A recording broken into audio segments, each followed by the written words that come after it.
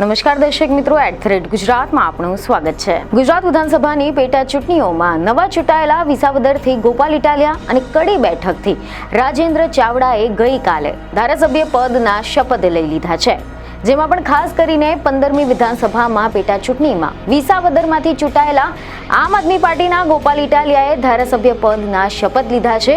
ચૂંટાયા તે દિવસથી લઈને ગઈકાલે એટલે કે 16 જુલાઈએ 22મા દિવસે ગોપાલ ઇટાલિયાને વિધાનસભાના અધ્યક્ષ શંકરભાઈ ચૌધરીએ શપથ લેવડાવ્યા છે. શપથ લેતાની સાથે જ ગોપાલ ઇટાલિયા આક્રમક મૂડમાં જોવા મળી રહ્યા છે. અને એટલું જ નહીં, શપથ પહેલા અને શપથ પછી ગોપાલ ઇટાલિયાએ ભાજપને બરાબરની આડે હાથ લીધી હતી અને આની સાથે જ ગુજરાતની જનતાને મોટું આંદોલન કરવા માટે આહ્વાન કર્યું હતું.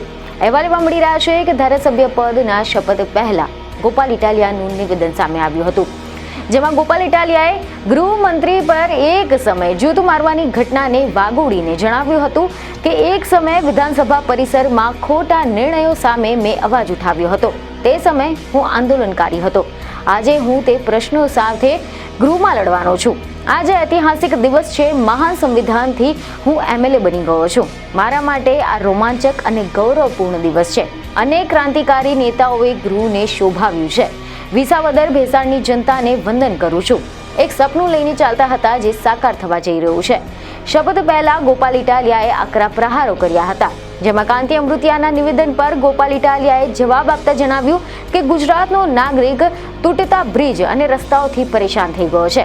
ગોપાલ ઇટાલિયાના રાજીનામાથી શું આ બ્રિજ તૂટતા બંધ થઈ જશે? તેમજ તૂટતા બ્રિજ બેરોજગારી અટકાવવા માટે ભાજપે જ રાજીનામું આપવું પડશે. મારે નહીં, પરંતુ આખી સરકારે રાજીનામું આપવું જરૂરી છે. ગોપાલના રાજીનામાથી શું થશે? રોજ અનેક પુલ તૂટી જાય છે, છતાં પણ કોઈને સજા નથી થતી, કોઈ કાર્યવાહી નથી થતી. રાજીનામું તો આખી સરકારે આપવું જોઈએ. રોજ દારૂ વેચાય છે, અનેક લોકો લઠ્ઠાકાંડમાં જીવ ગુમાવે છે, છતાં પણ કોઈ કાર્યવાહી નથી થતી. રાજીનામું આખી સરકારે આપી દેવું જોઈએ. ઢગલાબંધ પેપરો ફૂટે છે. કડક કાર્યવાહીના નામે માત્ર વાતો થતી હોય છે.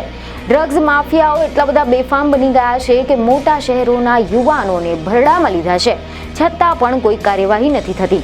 ગોપાલ ઇટાલિયાના રાજીનામું આપવાથી શું આ પુલ તૂટતા બંધ થઈ જશે? ગોપાલના રાજીનામું આપવાથી ડ્રગ્સ વેચાતું બંધ નહીં થાય. ગોપાલ ઇટાલિયા રાજીનામું આપશે તો પેપર ફૂટતા બંધ નહીં થાય.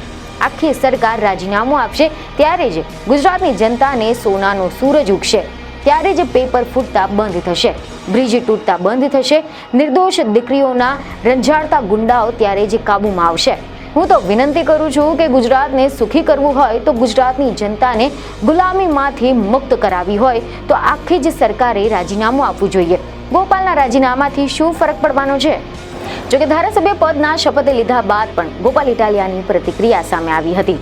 તેમણે મીડિયા સમક્ષ જણાવ્યું હતું કે આજનો દિવસ ઐતિહાસિક દિવસ છે.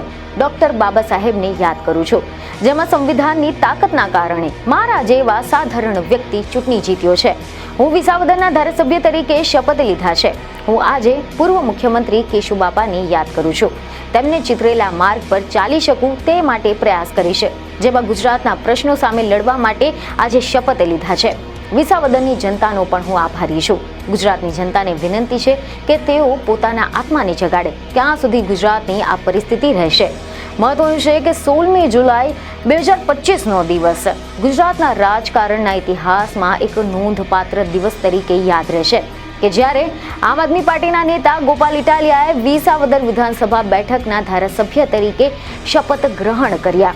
ગોપાલ ઇટાલિયાએ ગઈકાલે ગાંધીનગર ખાતે ગુજરાત વિધાનસભા અધ્યક્ષ શંકરભાઈ ચૌધરીની ઉપસ્થિતિમાં વિસાવદર ભેસાણ જૂનાગઢ ગ્રામ્ય વિધાનસભાના ધારાસભ્ય તરીકે શપથ લીધા છે. આ શપથવિધિ કાર્યક્રમમાં આમ આદમી પાર્ટીના પ્રદેશ પ્રમુખ ઈશુદાન ગઢવી, આમ આદમી પાર્ટીના પ્રદેશ મહામંત્રી મનોજ સોરઠિયા, આમ આદમી પાર્ટીના ધારાસભ્ય, નેતાઓ, કાર્યકર્તાઓ હાજર રહ્યા હતા. ત્યારબાદ આમ આદમી પાર્ટીના હોદ્દેદારો, કાર્યકર્તાઓ અને આગેવાનો દ્વારા ધારાસભ્ય ગોપાલ ઇટાલિયાને ફૂલહાર પહેરાવીને શુભેચ્છાઓ પાઠવવામાં આવી હતી. આ દરમિયાન તમામ લોકોએ ભારત માતા કી જય, જય જવાન જય કિસાન સાથે સાથે કેશુભાઈ પટેલ જિંદાબાદ તેમજ જય જય ગરવી ગુજરાતના નારા લગાવીને ઉજવણી કરી હતી. જો કે અહેવાલો એવા મળી રહ્યા છે કે ગોપાલ ઇટાલિયાએ આ દિવસને ઐતિહાસિક ગણાવ્યો હતો અને જણાવ્યું કે આ શપથ ગુજરાતને ભ્રષ્ટાચાર મુક્ત કરવાના અને વિસાવદરની જનતાને આશાઓ પૂર્ણ કરવાના સંકલ્પનો પ્રારંભ છે. તેમણે વિધાનસભામાં પોતાની જવાબદારીને ગંભીરતાથી નિભાવવાનો અને એની સાથે જ વિસાવદરના વિકાસ માટે અથાગ પ્રયાસો કરવાનો વાયદો કર્યો હતો. ગોપાલ ઇટાલિયાની આ જીત અને શપથવિધિ ગુજરાતના રાજકારણમાં એક નવા અધ્યાયની શરૂઆત ગણાવવામાં આવી રહી છે. તેમના આક્રમક અને લોક કેન્દ્રીય અભિગમે ગુજરાતના યુવાનો અને સામાન્ય જનતામાં હવે નવી જ આશાઓ જગાવી છે. કારણ કે વિસાવદર વિધાનસભાની બેઠક જે લાંબા સમયથી ભાજપનો ગઢ ગણાતી હતી, તેના પર 2025ની પેટા ચૂંટણીમાં ગોપાલ ઇટાલિયાએ શાનદાર જીત હાંસલ કરી છે. એવા રિપોર્ટ મળી રહ્યા છે કે આ ચૂંટણીમાં તેમને ભાજપના ઉમેદવાર કિરીટ પટેલને 17,554 મતોની લીડની સાથે હરાવ્યા હતા.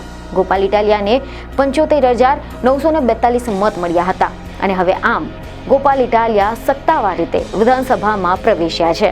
તેમને પોતાના વિસ્તારમાં લોકહિત માટે કામગીરી કરવા તેમજ લોકોની આશાઓ પર ખરા ઉતરવાનો સંકલ્પ લીધો છે. ગોપાલ ઇટાલિયાને વિધાનસભાના અધ્યક્ષ શંકર ચૌધરીએ પદ, ગોપનીયતા, દાયિત્વ અંગેના શપથ લેવડાવ્યા હતા અને હવે શપથ લીધાની સાથે જ અન્ય ધારાસભ્યોની જેમ આ નવોદિત એમએલએના પણ પગાર અને ભથ્થાના મીટર શરૂ થઈ ગયા છે. હવે તેમને પણ વિધાનસભાના અન્ય સભ્યોની જેમ દર મહિને 70,000 રૂપિયાથી લઈને 1 લાખ રૂપિયા જેટલો પગાર તેમજ વિવિધ પ્રકારના ભથ્થા જેવા કે ભાડા સહાય, મિનિસ્ટ્રીયલ સહાય, ફોન બિલ, પ્રવાસ ભથ્થા વગેરેના લાભ મળવા લાગશે. ત્યારે હવે જોવાનું રહેશે કે ગોપાલ ઇટાલિયાનો હાલ જે નવા ધારાસભ્ય બન્યા બાદનો જે જુસ્સો છે અને તેમને જે જનતાને વાયદા કર્યા છે તેના પર કેટલા ખરા ઉતરશે કે કેમ. બીજને ખબર સાથે ફરી મળીશું. ધન્યવાદ.